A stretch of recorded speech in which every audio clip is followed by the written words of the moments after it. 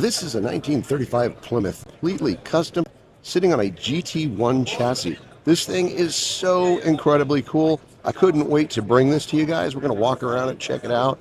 First thing we'll notice in this front grille, they've set in custom headlights with carbon fiber rings. And the front cowl retains the original paint and original patina. The builder wanted to retain a lot of that original look. This is a Plymouth business coupe, so it had that great patina already existing.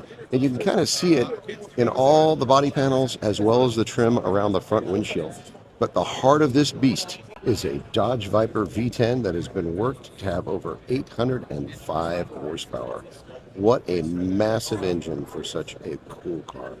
This thing is wicked, and it is so wide, being a GT1 race car, that it really works. It's almost that melding of two different worlds into one really great hot rod.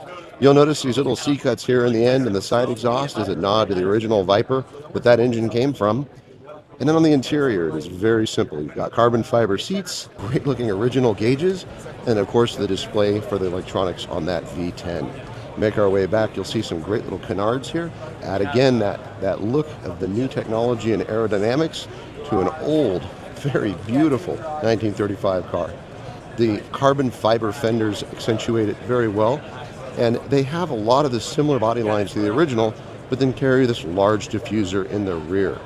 They set the license plate into the rear of the car, and then I believe there was a gas filler here or something here in the past that they used as a pedestal mount, or to mount the pedestal for the taillight.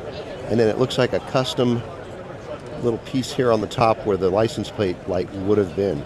So really a fantastic build, a lot of personality, some terrific design.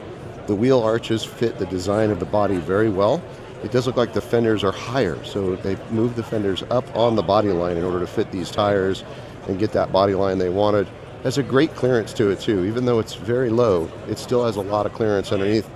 And from what I understand, this has a completely flat belly pan to allow for aerodynamics. We'll take a look on the inside again. You can see how they've integrated the roll bar or roll cage into the inside of the car.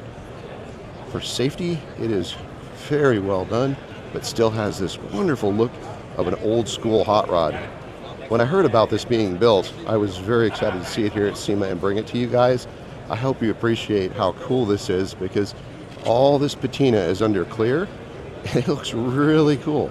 It's like glass, and then you can see all the old rust and patina under the body, and then all the old patina on the window trim here. It gives it kind of a jeweled effect.